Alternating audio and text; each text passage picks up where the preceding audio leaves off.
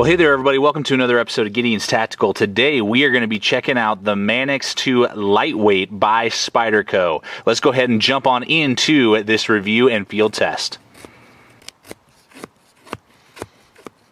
This is just so comfortable when I'm choking up using the knife. You can just see how well this is just slicing away at that wood, too. Very nice to be able to get my feather sticks going. You know, if I had a big old huge fixed blade and I just carried this as kind of my detailed worker, I mean, I could get very nice shavings. You can see there I'm using that fingered choil right there. Very comfortable, choking up. Just awesome when you're getting really close, down and dirty with your wood or your items that you're cutting. Really nice that they give you that finger choil. And then you can see if I just back up, I'm still in really good control over the knife, holding it back there. Awesome finger guard down there as well. Awesome, love that. And you're just able to go to town on wood.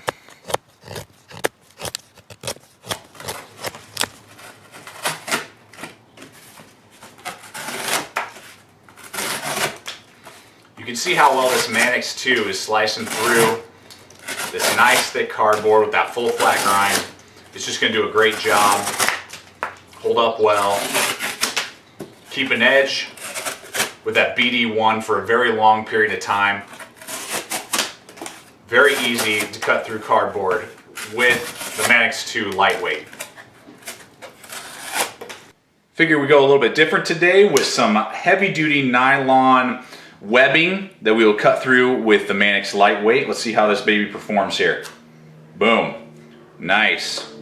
Goes right through there. You know, this is about the same stitching quality as seatbelt. It's just not quite as wide. You can see there I'm not putting any effort into that, and boom, it's going right through that nylon webbing. Totally digging that. That's sweet.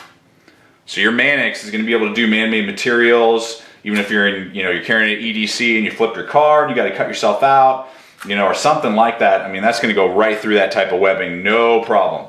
All right, so you've seen how the Manix 2 Lightweight can cut, but let's just talk about the basic specs overall of the blade itself. It is made here in the USA in Golden, Colorado, out of CTS BD1 tool steel, Rockwell hardness 59 to 61. So it is definitely a high end. It's a semi tool steel, and what I've found that this is extremely rust resistant, which is going to be a plus for a lot of you guys out there in really humid, wet, snowy environments. This is going to be a great pocket knife for you. Full flat grind, which I absolutely love. That grind is so awesome and just so much fun to use. You got that classic Spyderco leaf design in the blade, and with just a great edge on that. The hole, obviously, for deployment, the Spyderco little logo, and just overall is just awesome with the blade length at 3.37 inches, and then the actual cutting edge at a 2.88 inches. So actually under 3 inches of cutting edge, and then over 3 inches to the handle itself. So here's the locking mechanism in action. Really nice, quick. You can see just how fast I'm using the knife, and again, I just pull that little action back, boom, whip it into place, whip it out, whip it good. I mean, this thing is awesome at deployment and just really quick knife, and definitely a lot funner to use than, say, the lockbacks that we usually know from Spyderco and that Spyderco usually produces. This Manix 2 Lightweight is just a blast to use and very strong, good lockup design.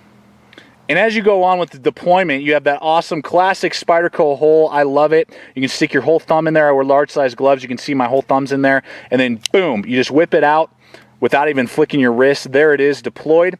This one has their pillar, it's kind of like a pillar axis lock. I forget the name, I'll connotate it in as I'm talking here. But it's basically like a Benchmade axis lock with a ball bearing inside. You just pull it back, boom, you can close it, no problem.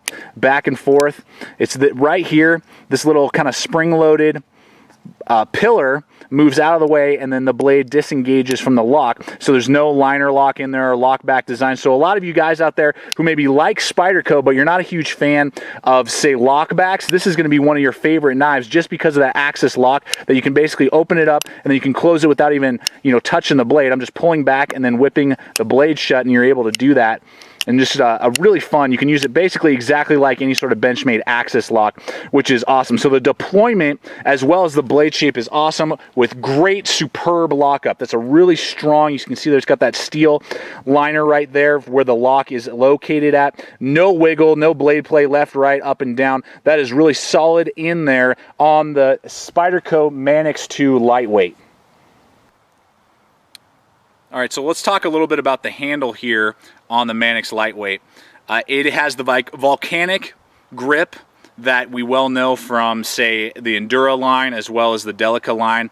Very nice textured, great texturing on the blade, on the handle itself. Really, really nice. Fills out your hand well. I have a large size gloves. You can see I got plenty of room to spare there on the handle. Fills it out really well. It is extremely lightweight at 3 ounces, total carry weight of 3 ounces. It's very lightweight, and the handle does feel cheap because it's so lightweight, made out of FGRN, which is some sort of glass reinforced nylon type of polymer plastic is what they're making it out of. Pillar tie-ins, not a flow-through design. Right here, there's no way that you can flow through, but it's still really nice. It's going to be durable enough for all your tasks, regardless if it's tactical, EDC, or anything in between, basically. It's going to have that strength that you need, and just feels really, really comfortable. It looks goofy, but it feels very comfortable in my hand and extremely, extremely ergonomic in my hand with a really huge lanyard hole back there, as well as that finger choil that you're able to choke up on, get your detail work in, nice jimping on that gradual thumb ramp, so you're really locked into place regardless if you are kind of doing a stabbing or you are just doing all your carving, whittling. Just a great overall handle, and I love it. One of the other things to note is a very interesting pocket clip. As far as I know, Spyderco is the only company that does a wire pocket clip. It's very unobtrusive. You can barely see it when you're carrying it on you. Very strong, tough. It is tip up only, left or right, so totally ambidextrous. This blade is totally ambidextrous, both with the with the thumb hole as well as the axis lock and the belt clip, all of which are going to do an amazing job. And that a pocket clip rides right there on the Spyderco logo, so it's not going to destroy your pocket. It's nice and slim, and it's going to ride relatively low in your pocket as well, which is really nice. You're only going to have about that much sticking up out of a pretty big knife, with the handle length of 4.6. That's a pretty big handle length, and it's very unobtrusive in your pocket as well as for everyone else to see. It almost looks like you have a paper clip hanging on your pocket, which is really cool. So there's the pocket clip on my person. You can see they're very unobtrusive, really nice, very small, inconspicuous. Then you can easily grab the knife, boom, open it up, use it, close it, put it back in there, and it's not going to destroy your pocket because not only is that wire clip not aggressive, the handle material isn't aggressive, and then with the little Spyderco logo riding on the clip right there, everything about it is just going to work really well in your favor to be able to carry a very large knife for EDC and not worry about destroying your jeans, dockers, dress pants, or whatever, which is really, really a nice and a big plus. You can see the penetration capabilities of this lightweight Manix. I'm totally locked into place here. This finger guard down here works awesome at keeping me locked into place. And you can see there, I'm definitely getting some good penetration. The tip's holding up well. And you can definitely use this as a fighting tactical knife if you needed to. It's not ideal. That lockup is doing really well as well. It's not loosening up on me. I'm not feeling any sort of play. I'm not nervous about it collapsing on my hand. I'm just doing a great job stabbing into this dead wood. All right, everyone, so in conclusion, is this Manix 2 lightweight worth a purchase by you? I would say absolutely. This thing is awesome, particularly if you've been thinking about it. You're like, I don't know, should I purchase this knife? Yes, you will enjoy it. It's very high quality. I love using it. I love my Benchmade Griptilian, and I've found that recently I've been carrying this Manix more than my Benchmade Griptilian. It's slightly slimmer in my pocket. Still got that really great steel, full flat grind, the awesome lock that they give you, very unobtrusive in your pocket, 3 ounces. What's there to complain about? And at a price of around 70 bucks, this is an awesome US made pocket knife that will do EDC, self-defense and wilderness use, and basically anything you can throw at your Manix 2 lightweight, this baby can take. So I would highly recommend this thing. Thanks for watching. Stay equipped, stay prepared, and we'll see you out there.